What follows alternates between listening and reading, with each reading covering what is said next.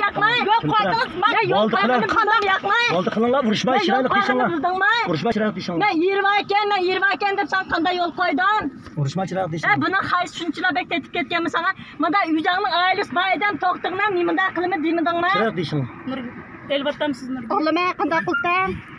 Elbattam siz Nur. Hey men sana yol qo'yap, men bolalarım barkan deb buna haysini kunimay sana yol qo'ygan. Aldı çıkın aldı. Sana yol qo'ygan. Balta kaşık apırıp koymuş. Qanday qilding? Nish balta qash apirib qo'ysa? Apırıp taşıyatınız balta. Balta qilib to'ydingmi? Yemedim. Neymiş ki benim hazır yedin sen. Yemedim. Saldırıp digini vurup saldırıp. Sana şunda yol koysam nemi qilganing bu ay tuzkor xumuzni jalab. Nemi qilganing bu ay? Qancha bosimi?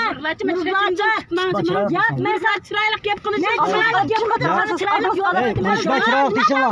Nemish qolsanmayman, nemish Vuruşma qolsanmayman. şiraylık dişinler. Vuruşma. Qolsanmayman. Vuruşma şiraylık diş dedim Nurgal. Qolsanmayman. Otan. Qolsanmayman sana. Vuruşma şiraylık dişinler Men arkadaş sana yo'l olsun. qo'yganimni sen bildingmi?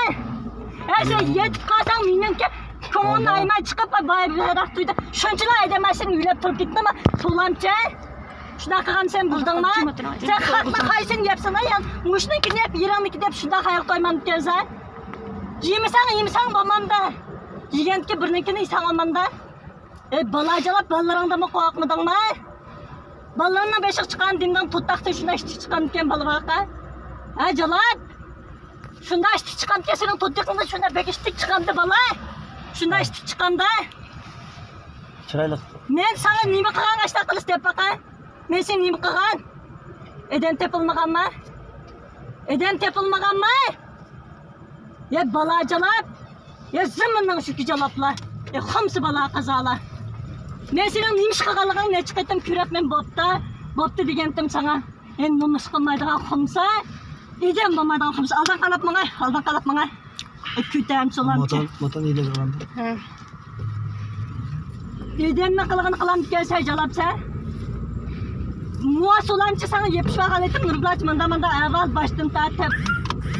Men ayaq degan sho'g'ig dim tushirgan ekan. Men bilakadanni qaysinga desang bo'lmanda.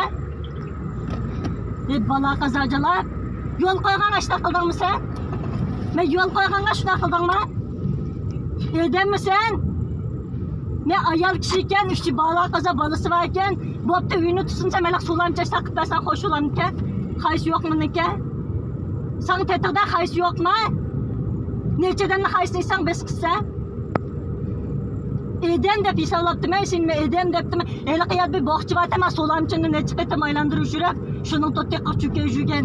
Men uni ayvan ko'rib, sen eden ko'ribdimi? Bala qazajalab. Qancha o'sam shunchalar qilishib ketamsan?